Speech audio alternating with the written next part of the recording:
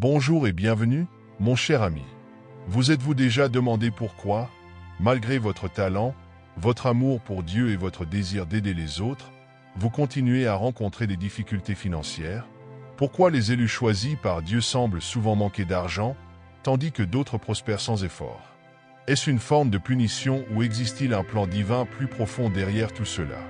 Dans la vidéo d'aujourd'hui, nous allons dévoiler la puissante vérité sur pourquoi les élus font fréquemment face à des défis financiers, et croyez-moi, cette révélation changera votre façon de percevoir vos épreuves. Restez avec moi jusqu'à la fin, car ce que vous allez entendre pourrait transformer non seulement votre mentalité, mais aussi l'ensemble de votre cheminement spirituel.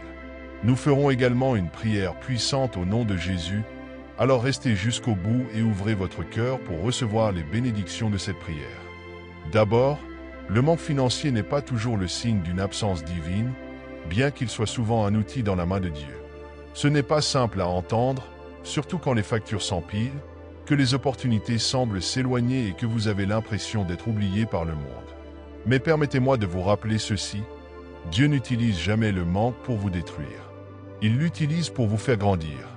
Traverser des périodes sans argent pourrait bien faire partie du plan divin de Dieu pour vous préparer à la mission qu'il a pour votre vie. Dieu souhaite que vous comptiez sur lui et non sur les richesses matérielles.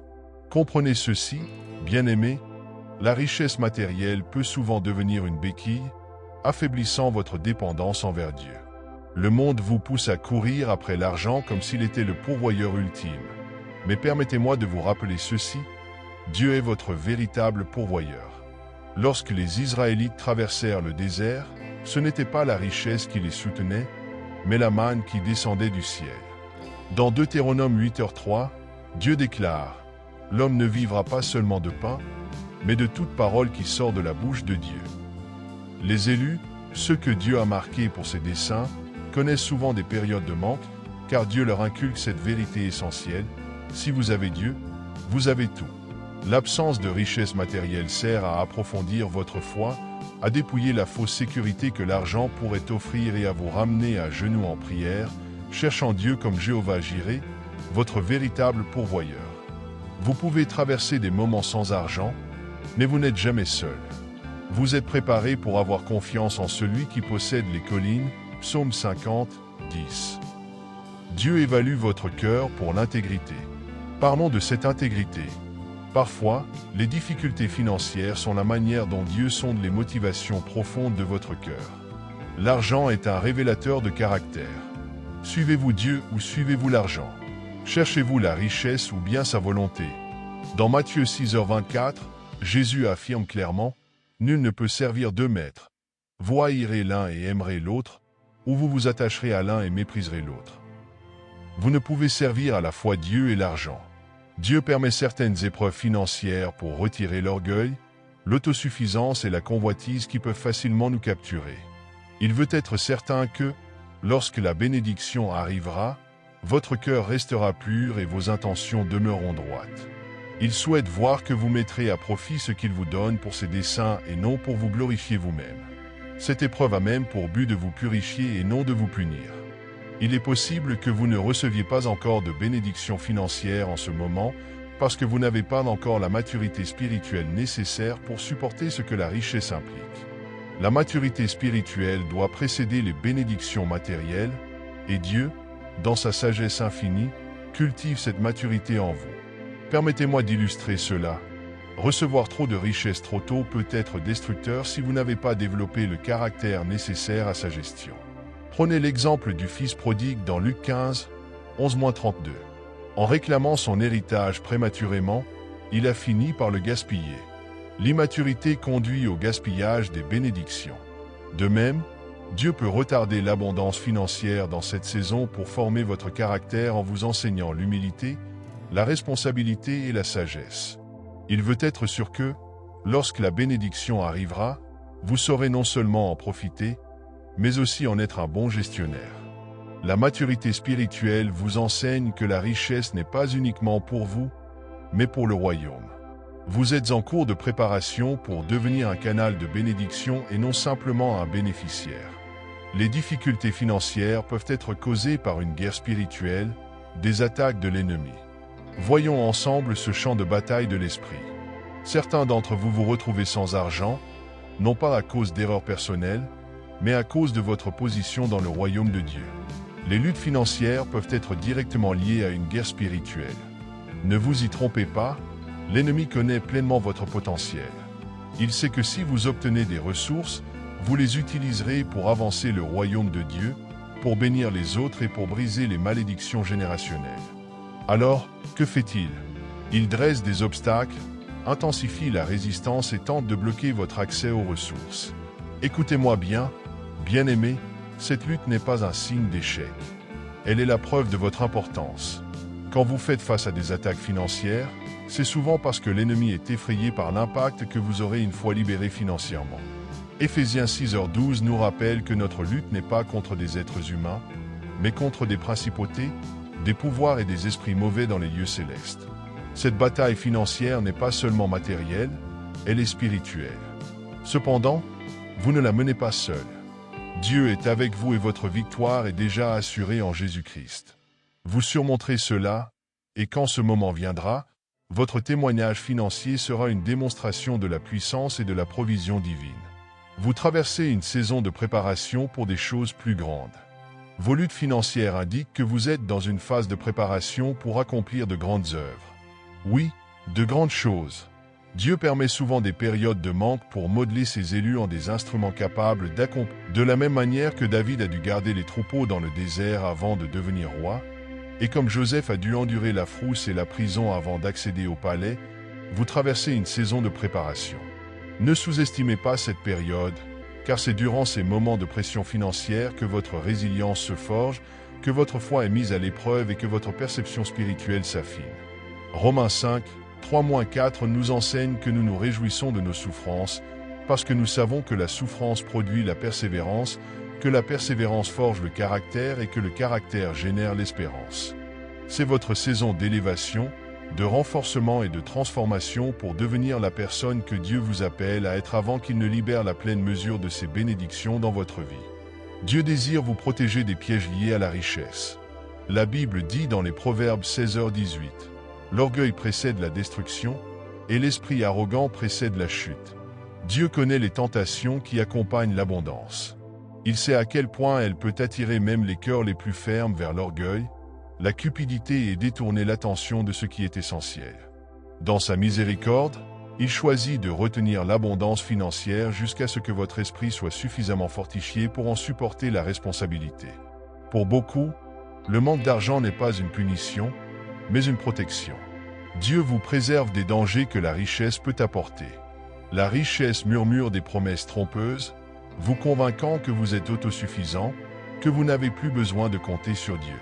Les richesses peuvent séduire même les élus, les éloignant de leur but divin et les poussant vers une existence dominée par le matérialisme. Alors Dieu, dans sa sagesse, dit pas encore.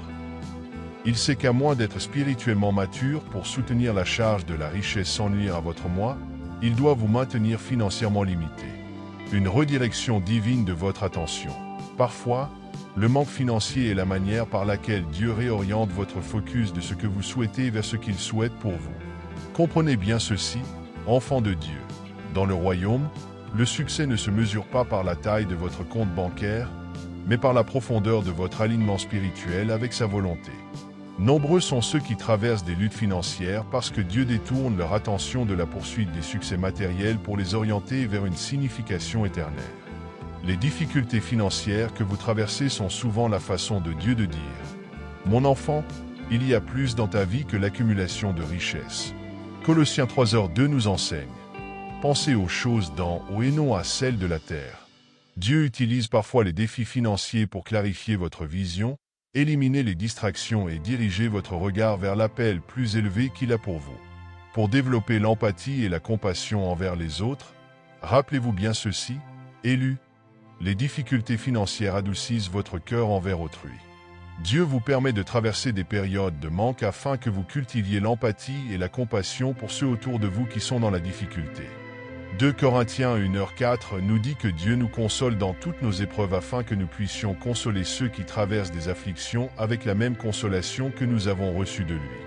Après avoir franchi la vallée des épreuves financières, Vous acquérez une sensibilité qui ne peut s'apprendre en classe ou dans un livre. Vous comprenez alors le poids des factures impayées, le stress de joindre les deux bouts et l'angoisse de se demander comment finir le mois. Dieu se sert de cela pour former votre cœur, de sorte que, quand il vous bénira, vous partagiez vos bénédictions au lieu de les garder pour vous seul. Vous deviendrez ainsi un canal de son amour, distribuant sa provision à ceux qui sont encore dans leur saison de manque. Ne méprisez pas votre lutte, car Dieu l'utilise pour engendrer en vous un cœur généreux, compatissant et plein d'abnégation. Brisez les malédictions générationnelles, parlons du briseur de cycles. Certains d'entre vous font face à des difficultés financières parce que Dieu vous a choisi pour briser les malédictions générationnelles de pauvreté et de manque qui ont pesé sur votre famille pendant des générations. Galates 3h13 nous rappelle que le Christ nous a libérés de la malédiction de la loi. Cependant, parfois se libérer des schémas anciens nécessite de traverser les mêmes épreuves que celles que vous êtes appelés à vaincre. Les luttes que vous affrontez ne concernent pas seulement votre propre situation, elles entraînent également vos enfants, vos petits-enfants et les générations à venir. Dieu vous a désigné pour rompre les chaînes de la mauvaise gestion financière, de l'endettement et de la pauvreté qui ont bloqué votre famille depuis longtemps. Mais avant de guider les autres vers la liberté, vous devez d'abord vivre et vaincre ces épreuves par vous-même. C'est à travers votre expérience de manque que vous développez la sagesse, la stratégie et la foi pour transformer l'avenir de votre lignée.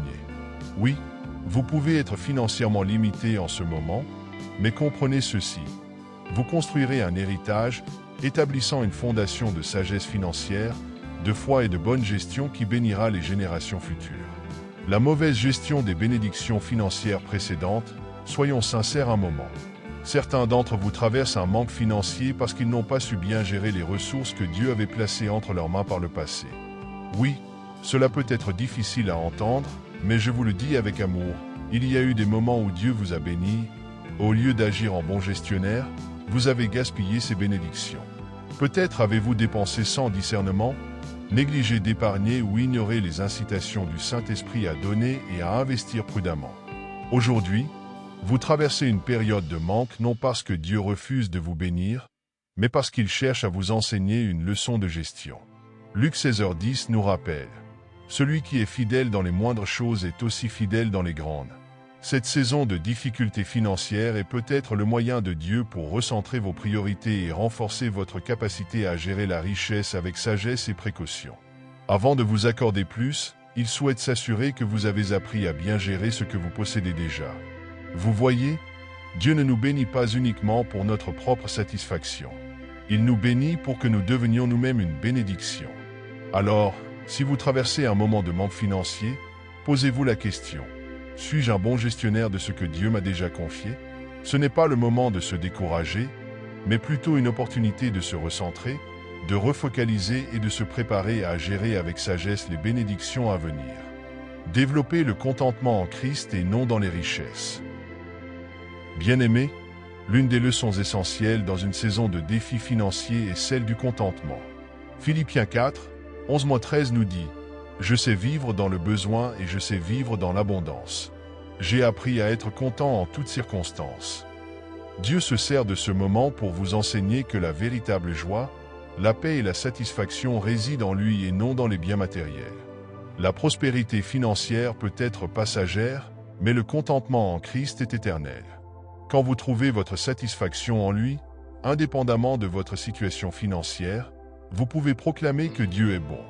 L'argent vous montre que l'argent ne peut ni acheter la paix, ni la joie, ni apporter cette satisfaction profonde qui provient de la connaissance de Jésus. Dieu travaille à cultiver en vous un cœur satisfait de sa présence, un esprit apaisé par sa provision et une âme qui se réjouit non pour ce qu'elle possède, mais pour qui Dieu est.